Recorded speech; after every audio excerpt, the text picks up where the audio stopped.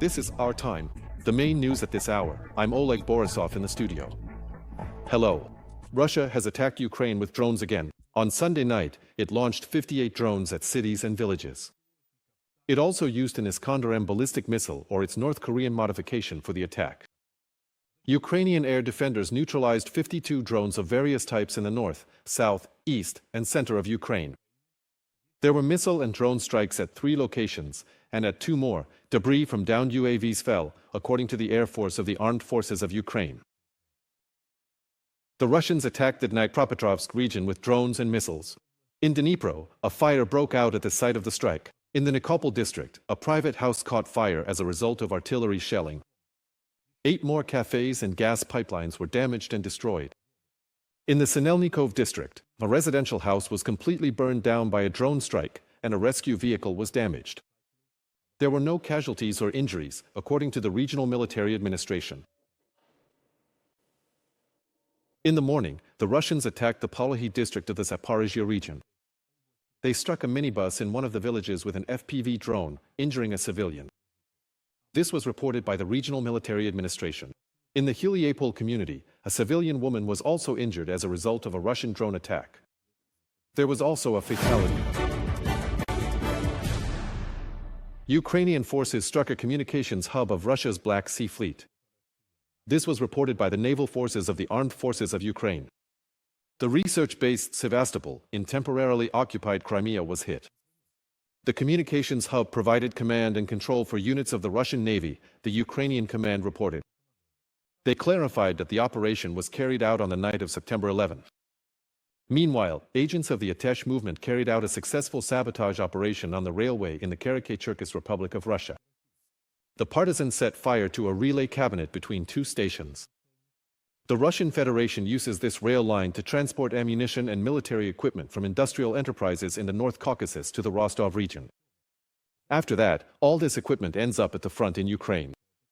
As a result of the attack, train traffic was disrupted, and the delivery of ammunition and personnel has been delayed, according to Atesh. The General Staff of the Armed Forces of Ukraine confirmed it was indeed Ukrainian drones that attacked another oil refinery in Russia last night. We're talking about the facility in the city of Kirishi, Leningrad region. Local residents posted videos of the explosions and the large-scale fire on social media. I should note that the refinery in Kirishi is considered one of the largest in the Russian Federation, capable of processing about 20 million tons of oil per year.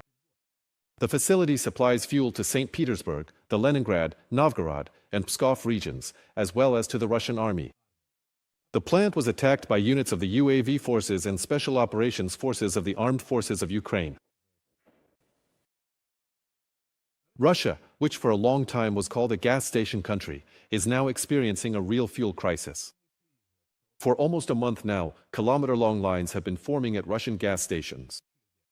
And the authorities are asking people to be patient and coming up with strange explanations. More on the fuel shortage in Russia in our next report. It's total chaos here. There's no gasoline at all. I've been to 5 gas stations. I thought I was going to have to start walking everywhere. That's it. This is a disaster. I honestly have no idea what to do. Russians are complaining more and more often about the lack of gasoline at gas stations. A serious fuel crisis first broke out in Primorai, Zabaykovsky Krai, and also in the territory of Crimea, which is temporarily occupied by Russia. Now it's spreading to more and more Russian regions. I'm sitting in my car. There's no gas. All over the city. Not at a single gas station. Drivers are now regularly sharing videos of huge lines at gas stations on social media. The trucks are just sitting there. There's no diesel fuel, just like there's no gasoline. It's just impossible to fill up. Well, I don't know how we're going to get there. What happens next? Why isn't anyone doing anything about this? A line all the way to the outskirts for the gas station. Everything's just fine. They're promising just 2 jugs per tank. Right now, the fuel shortage is also being felt in the Ryazan, Nizhny Novgorod, Saratov, Samara, Ulyanovsk, Penza, Rostov, and Astrakhan regions, as well as in Kalmykia and Tatarstan. Disruptions in fuel supplies are also being reported in the Amur, Magadan, and Sakhalin regions, Khabarovsk Krai, Yakutia, the Jewish Autonomous Region, and Chukotka, according to the Moscow Times, citing data from the independent Russian fuel union. 4 months now, I've been telling people on air in Russia, guys, remember the old Russian folkways. Buy some metal gas cans and keep extra gasoline in your garage so you can fill up and get by if you need to. But apparently, people are having fun and didn't fill up their cans. Well, now they're suffering. Due to problems with the shipment of a 92 and a 95 gasoline, some independent gas stations in the regions have temporarily closed or are operating irregularly. I'm walking past a gas station. It's probably 8 o'clock right now. The display isn't lit up. So, what's going on at the gas station right now? That is, there's no 92, no 95. Cars pull up and then turn around. Gas prices in Russia are breaking records. Since the beginning of the year, the price has gone up by almost 50%. Since July 29th, Russia has completely banned gasoline exports until the end of August. According to the Kremlin, this was supposed to cool down the fuel market, where prices were already approaching record highs.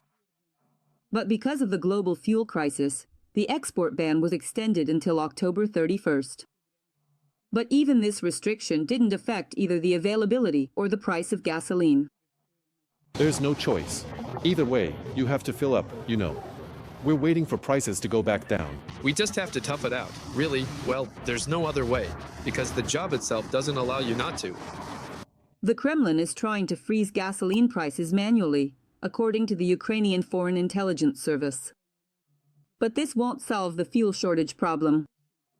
According to experts, after successful Ukrainian drone attacks, Russia has already lost between 17 and 20% of its oil refining capacity. Administrative price controls have three consequences: a reduction in trade volumes, the loss of the exchange's function as a price indicator, and the emergence of a gray market. The imposed restrictions practically indicate the Russian government's inability to solve the dilemma through market-based methods. Pressure on the market will only increase, the shortage will grow, and the gray market will become the main channel for fuel supply. From a statement by the Ukrainian Foreign Intelligence Service on the agency's website. All of this is a consequence of the war against Ukraine, which, according to experts, every Russian is now truly feeling. Since the war has made the Russian economy extremely vulnerable, and if it is not ended soon, collapse is inevitable not only in the fuel sector but in other areas as well. Natalia Gusova, Vladimir Steinjlov for Freedom TV channel. Romanian F-16 fighter jets were on combat alert and could have struck the Russian drone that entered the country's airspace.